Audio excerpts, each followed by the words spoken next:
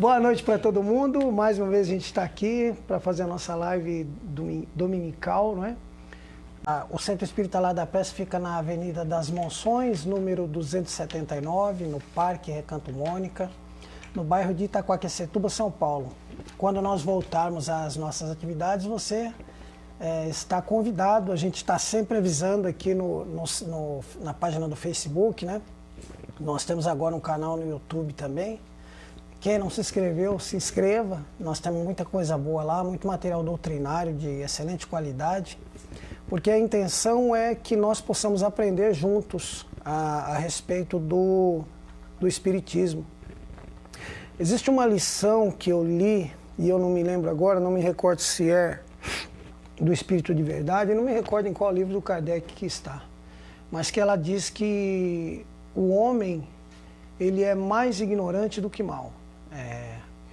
Nós somos mais ignorantes do que maus. A natureza humana, nós, no estágio em que nós estamos aqui, não é da maldade, é mais a questão da ignorância. A ignorância é a ignorância do saber, do conhecimento.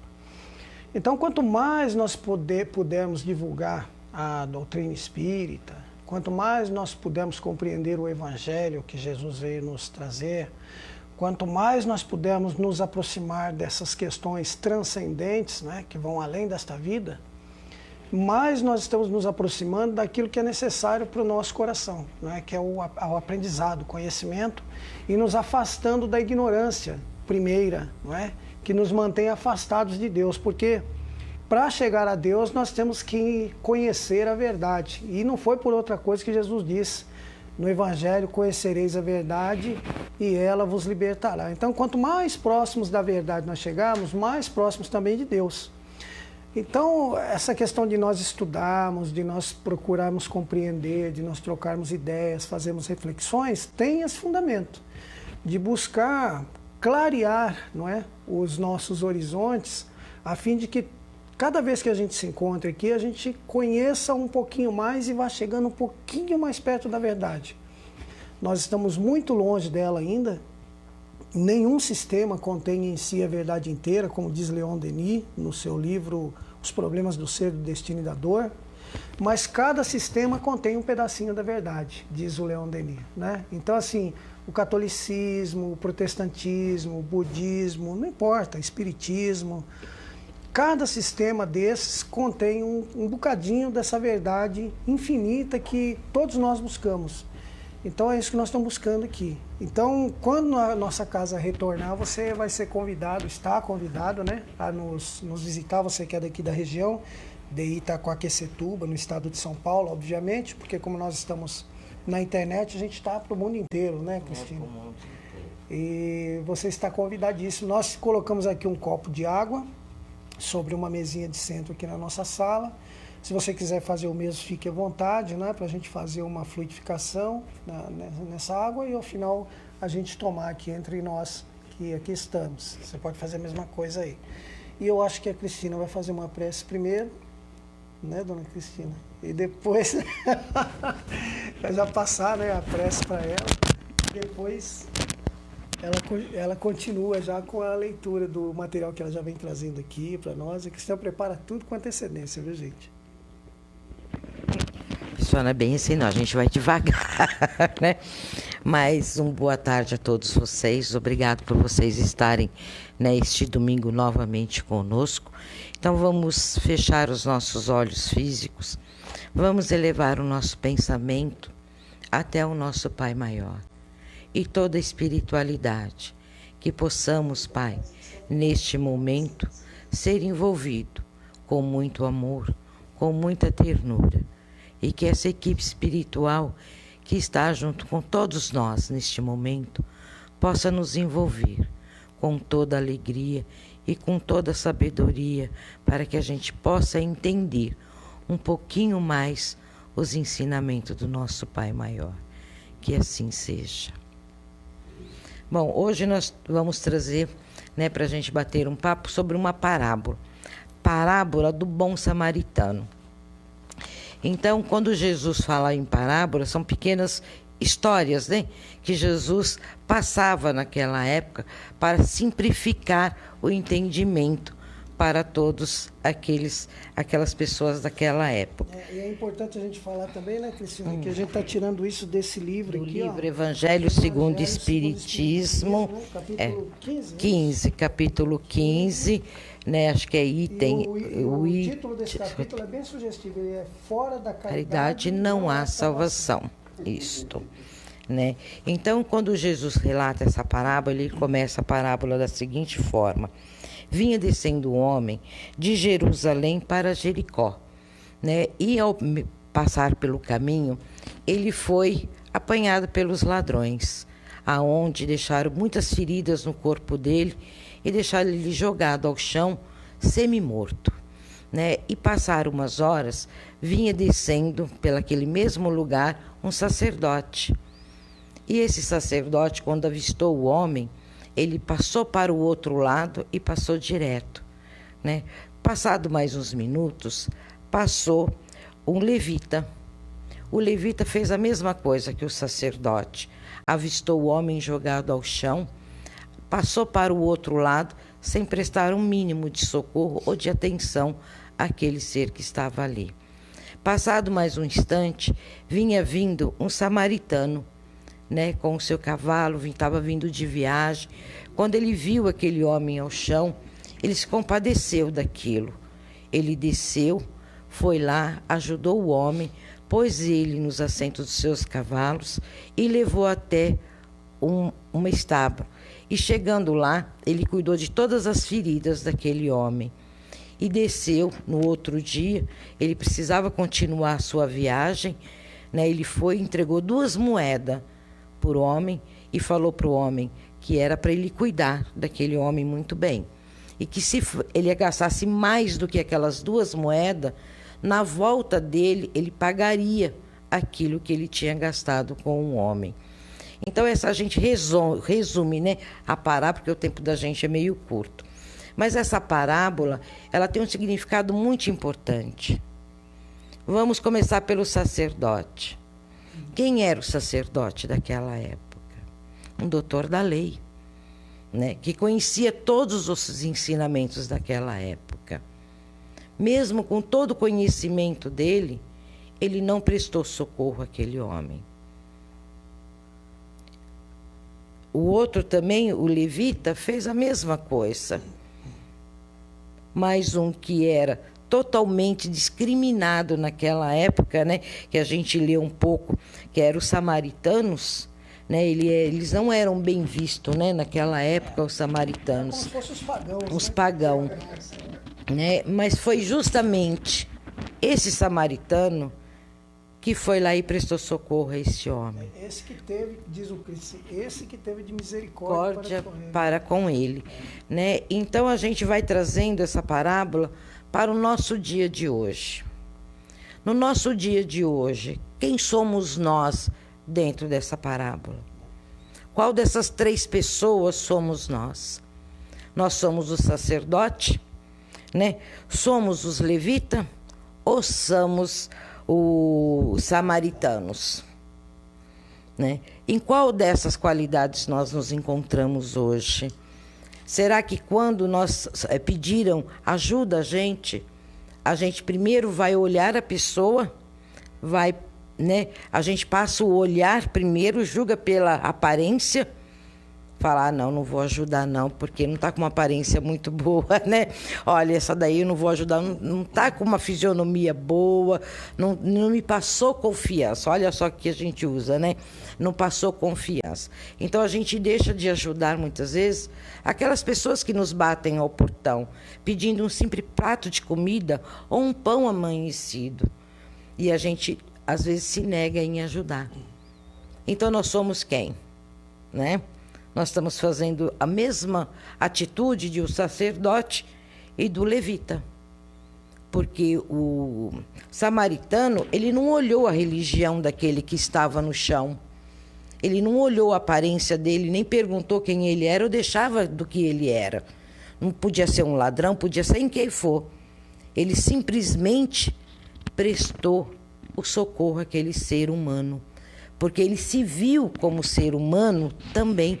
Se um dia ele estivesse naquela situação, ele gostaria também que alguém socorresse ele nos seus apuros. Então, hoje, nós nos negamos várias coisas, vários pedidos.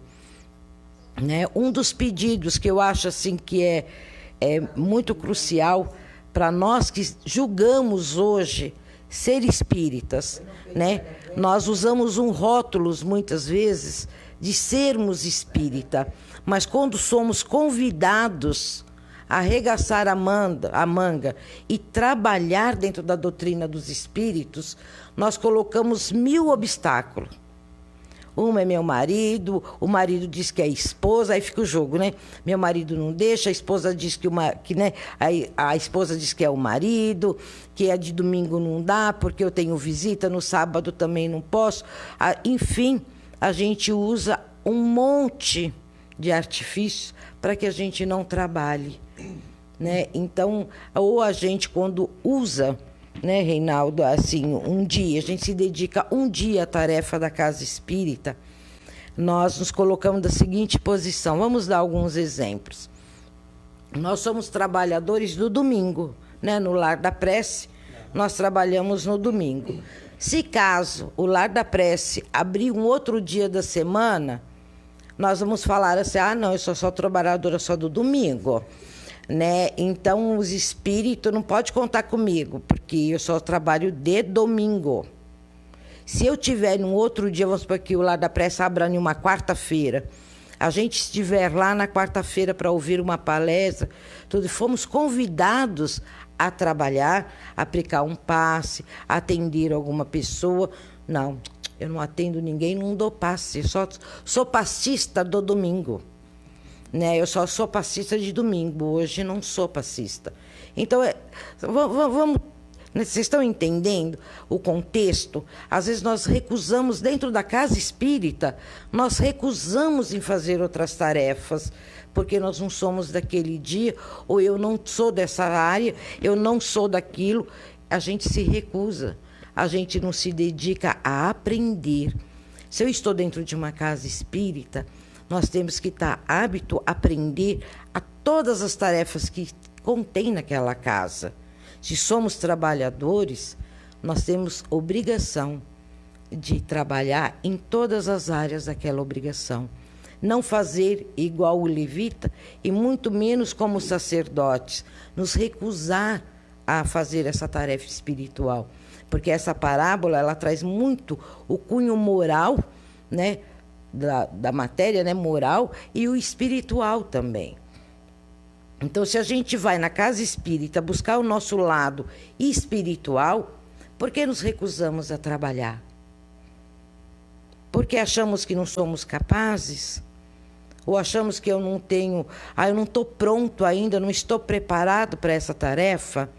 A gente já cansou de dizer, se você recebeu o convite, é porque você está pronto para aquela tarefa. Porque se você não estivesse pronto, você não ia ser convidado para ela.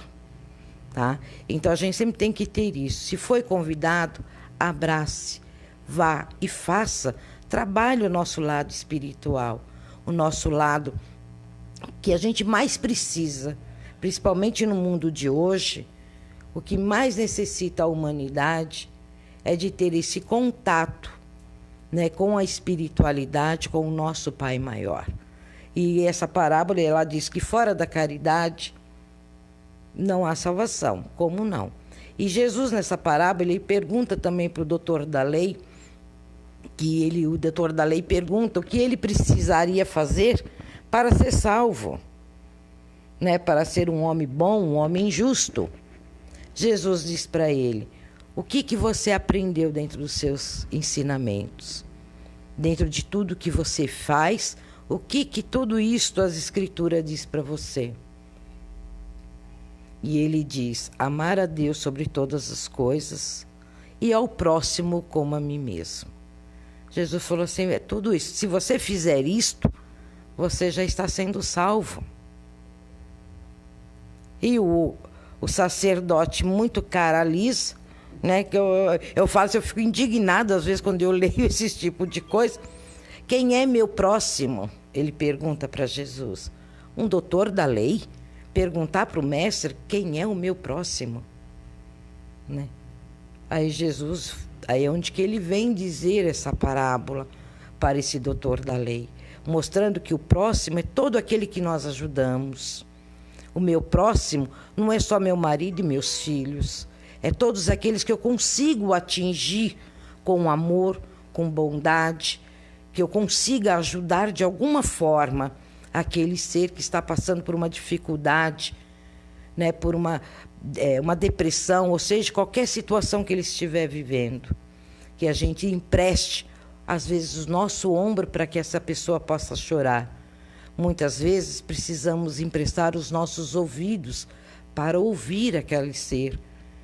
Muitas vezes é um abraço e dizer àquela pessoa: você é muito importante para mim. Às vezes ela precisa só ouvir essas coisas boas da gente. Então foi para isso. Esse lado é muito importante. E agora, quando a gente trata do lado moral, né, Reinaldo?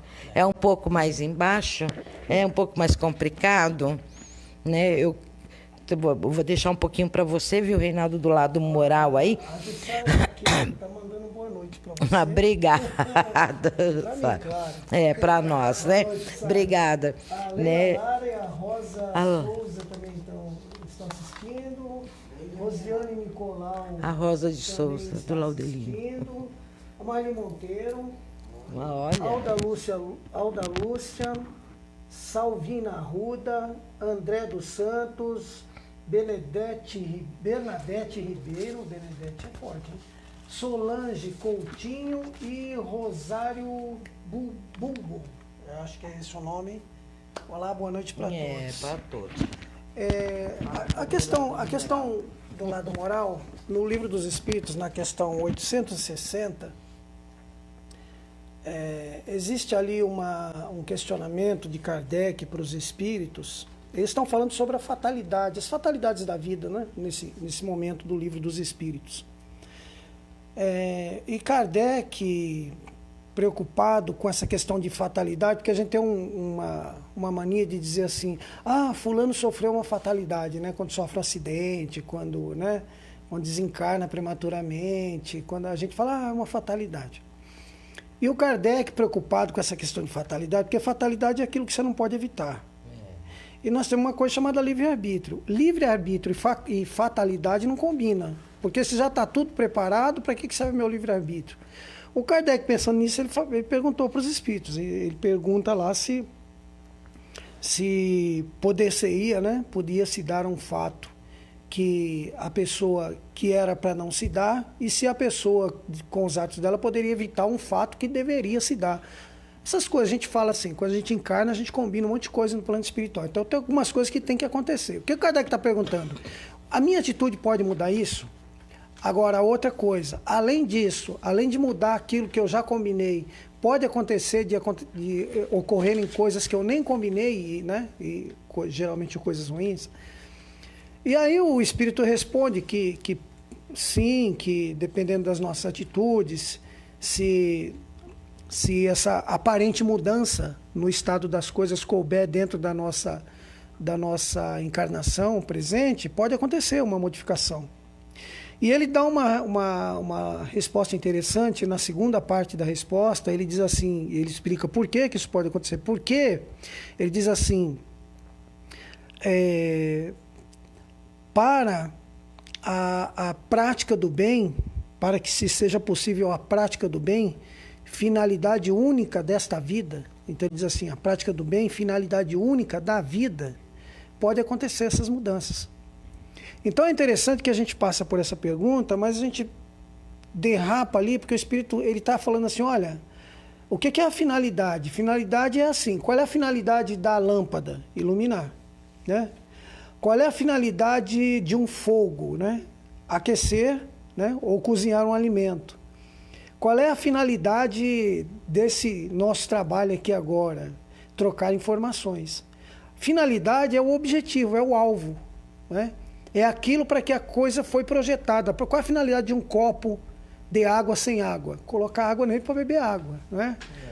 Então, as coisas têm a sua finalidade. Esse espírito está dizendo assim, ó, que a finalidade única da vida é fazer a prática do bem. É isso que ele está dizendo. E Jesus também dizia isso, não é? Para que nós praticássemos o bem, para que nós perdoássemos os nossos inimigos, para que se alguém nos convidasse para caminhar com ele 1000 passos, nós fôssemos com ele mais outros 1000. Enfim, que nós fizéssemos o bem a todos os pequeninos que ele chama. Ele diz, toda vez que me vistes, né? Ele diz assim, todas as vezes que me vistes desnudo e me vestistes, sem teto e me abrigastes, né? Preso e me visitastes, doente e me socorrestes, né? Se você fez isso para um dos meus pequeninos, foi a mim mesmo que fez. Então Jesus nos convoca a fazer o bem.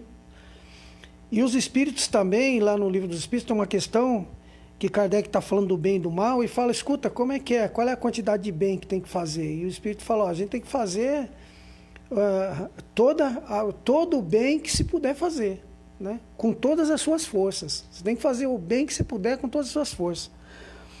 Então nós estamos aqui nessa vida, embora seja difícil para nós digerirmos essa informação de pronto, mas nós estamos aqui, se nós formos prestar atenção na lição dos Espíritos, que está no Livro dos Espíritos, nesses apanhados de Jesus, nessa lição do samaritano, que vai lá e ajuda, sem saber quem não interessa, é meu próximo, estou aí, vai comigo, chega lá, dá os 2 denários, cuida do cara, deixa comigo. Então, assim, o que eles estão falando? Estão falando que para a gente praticar o bem. É meio difícil da gente digerir, porque nós colocamos condições para fazer o bem. E é isso que a Cristina estava falando aqui. O cara está me pedindo um dinheirinho, mas tem uma cara de... né? Tem uma cara de que vai sair daqui, vai parar no boteco para gastar esse dinheiro com outra coisa, né? Tem uma cara que vai pegar o dinheiro e vai comprar porcaria por aí, né? Então a gente impõe condições para fazer o bem. Isso é um problema grande nosso, não é? E quanto a essa questão, Jesus também nos alertava, né, que nós devemos primeiro tirar a trave dos nossos olhos, o argueiro do nosso olho, né, a trave dos nossos olhos, para depois tirar o cisquinho que está no olho do outro, lá o argueiro, né, que está no olho do outro. Porque nós temos essa mania mesmo de impor condições, de julgar as outras pessoas, enfim. Então, o fundo moral dessa lição, e onde Jesus gostaria de chegar, creio eu, e os espíritos também gostariam que nós chegássemos, nós entendemos que nós nascemos, nós estamos nessa vida aqui, e nós fizemos um combinado antes de encarnar aqui, para praticar o bem. É difícil pra caramba, por uma série, né, série de situações que nos envolvem. Nós sabemos que existem espíritos que se você auxiliar, ele acaba virando um parasita, não é? Você cria um dependente, não é? Você cria um dependente, ele vai ficar grudado em você. Nas empresas a gente chama isso de morcegão, né? Sanguessuga. Não é? Porque sempre tem aquele que quer se aproveitar da situação. Nós sabemos disso. E como nós temos dificuldade em separar o joio do trigo, quem precisa de quem não precisa, a gente põe todo mundo na vala comum. Todo mundo não precisa. Esse é o nosso problema. Como a gente não consegue separar, saber o que é verdade e o que é mentira, a gente coloca tudo como mentira. Esse é um grande problema nosso. Porque nós não temos a condição de ver se a pessoa realmente está precisando, né? Tem uma história uma história dessas do Chico Xavier, né, que virou, assim, matéria de conhecimento para nós, né, de ensino cristão, que o Chico, certa vez, veio para São Paulo e ele veio visitar um centro espírita e veio com mais 4 amigos.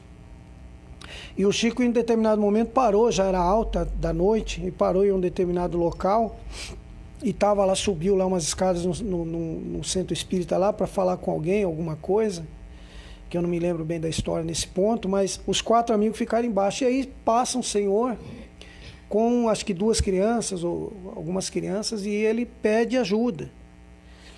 E os amigos do Chico Xavier, todos espíritas, como nós, todos espíritas, né? Aí que mora o perigo. Dão um sermão no cidadão, né? Começam a dar um sermão no cidadão. Aí eles começam a falar onde já se viu, né? Usar a criança para pedir as coisas no meio da rua, quer dizer, já julgando, né? Já pegando ali o cisquinho do olho dele, né? E aí esse senhor vai embora, claro, né? E aí o Chico desce. O Chico, todo mundo sabe, o Chico lia a alma das pessoas e o Chico tinha os espíritos que conversavam com ele, né? Que conversavam sempre com ele, que estavam sempre presentes para ele. E muito provavelmente ou o Chico leu na aura daquela criatura que estava caminhando, ou um espírito falou para ele. Quando ele desce, os colegas dizem: Chico, você não vai acreditar, mas passou aqui agora um camarada e ele com as crianças pedindo as coisas aqui pra gente aqui, viu que era a porta de um centro espírita, falou: bom, vou aproveitar que é tudo espírita, né? Mas não esquenta não, Chico, nós já demos uma lição nele, já passamos o evangelho, passamos o evangelho nele. O Chico olhou para ele e falou: meu filho, pelo amor de Deus, não faça uma coisa dessa, esse homem é um herói. A mulher abandonou ele com essas crianças, ele está lutando para cuidar dessas crianças, podia ter largado todas elas. Vamos atrás dele para a gente ajudar ele. Então, é claro, o Chico tem, como a gente está dizendo, e lá se foram todos, né? Atrás do cidadão com as crianças para poder ajudá-lo. Não sei se é verdade ou se o Chico aproveitou a oportunidade para dar uma lição nos amigos, não é? Mas tanto faz, de qualquer forma, para ver que nós podemos nos enganar nos julgamentos que nós fazemos, né? Então eu creio que quando a gente tiver dúvida, se você não tem certeza, você fala, não sei. Eu vi essa pessoa tomando, né, cerveja outro dia no boteco, não sei onde. Tá. Aí a pessoa vai te pedir uma ajuda, vai te pedir um dinheiro, você vai achar que é para aquilo, né? Se você tem dúvida, ajuda. Faça a sua parte. Porque esse é o nosso problema, né? Porque a gente, na dúvida, a gente não ajuda, a gente recolhe. Né? Eu sei que é difícil e é claro, se você vê que a coisa começa a tomar uma proporção, você tem que cortar. Mas o problema é que a gente realmente afasta a pessoa com esses argumentos íntimos, né? Com esses pensamentos íntimos, com essa mania que nós temos de duvidar de tudo e de todos, de colocar sempre a pior parte da criatura sob análise, não é? De colocar sempre sob o aguante do nosso chicote aquela parte ruim que a gente ficou sabendo daquela pessoa, não é? Então, a gente até tem esses exemplos, né? A pessoa faz um monte de coisa boa o tempo todo, aí ela faz uma coisa errada, ela vai ser lembrada por aquela coisa errada a vida inteira. Né? Ser esquecido. Todo o bem que ela fez, né, é jogado numa latrina. Então, nós temos que tomar cuidado para que nós possamos evitar esse tipo de comportamento, de atitude.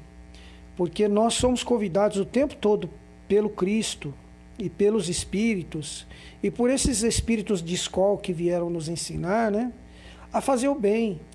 Chico Xavier, ele nos ensinava a fazer o bem. Madre Teresa de Calcutá nos ensinava a fazer o bem. O Bezerra de Menezes nos ensinava a fazer o bem, não é?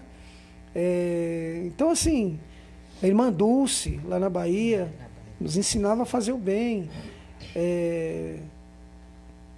Então, essas pessoas, o Cristo, né, nos ensinou a fazer o bem. O Cristo dizia, chegava ao ponto dele falar assim: se alguém vem e te rouba a túnica, ou te pede a túnica, dá também a sandália, né? Então, assim, o que essas criaturas tentam é nos transformar para o bem. É por isso que essa lição está no capítulo chamado Fora da Caridade Não Há Salvação. Posso falar? Pode? Posso. Eu vou tomar dele, porque senão ele não deixa eu falar. A gente já está quase em cima do nosso horário também. Tá? Então eu vou falar aqui, Rino, daí a gente já encerra. Tá ok?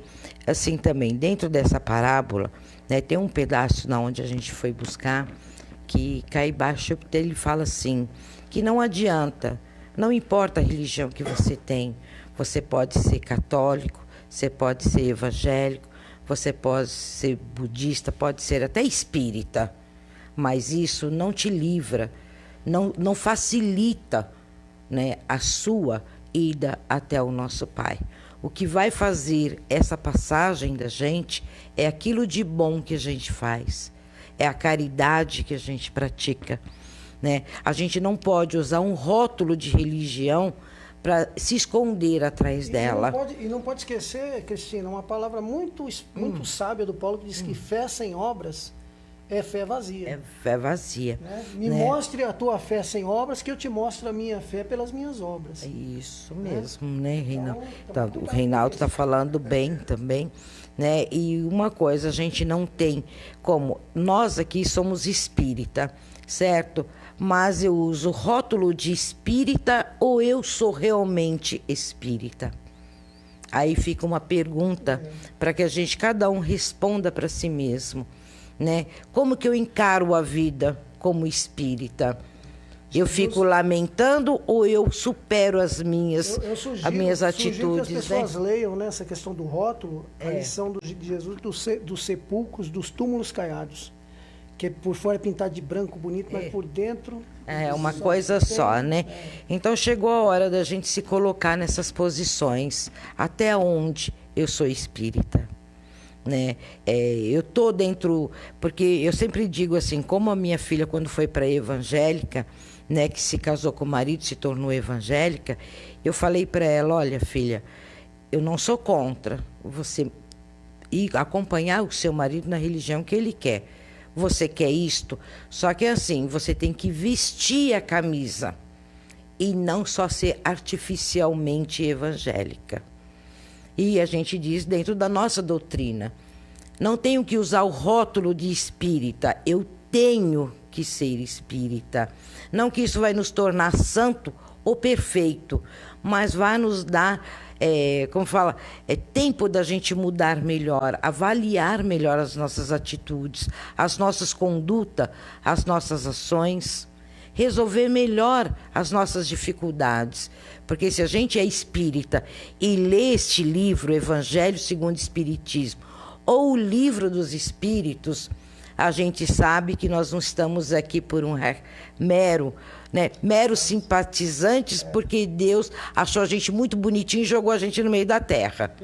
Né? Estamos longe disso. Então, se hoje nós passamos por certas dificuldades, quem nos segura? Não é? A gente tem que ter essa convicção.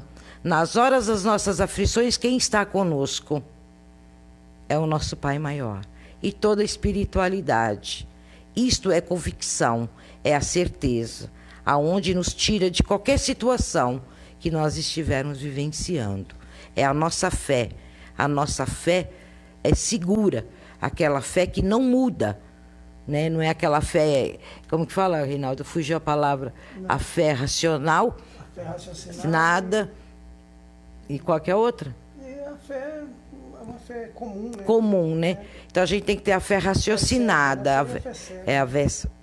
A gente tem que ter a fé raciocinada, né? Em convicção, naquilo que estamos vivenciando dentro da doutrina dos espíritos. Essa é a convicção. Não, eu acho. Espírita não acha nada. Espírita tem que ter certeza, absoluta certeza. Falar com categoria, falar com firmeza, falar com verdade. Essa é a postura de um verdadeiro e vivenciar tudo isso. Eu sei que é complicado, mas a gente consegue. Uma hora a gente vai chegar lá, tá ok? Então vamos assim agradecendo a todos vocês. Lá vai o Reinaldo. Último recadinho aqui, pessoal, para encerrar. Ó, todo mundo que tá aqui, eu vou repetir aqui o pessoal que deu joinha aqui, ó, que deu like, né? Like. Tem que falar certo.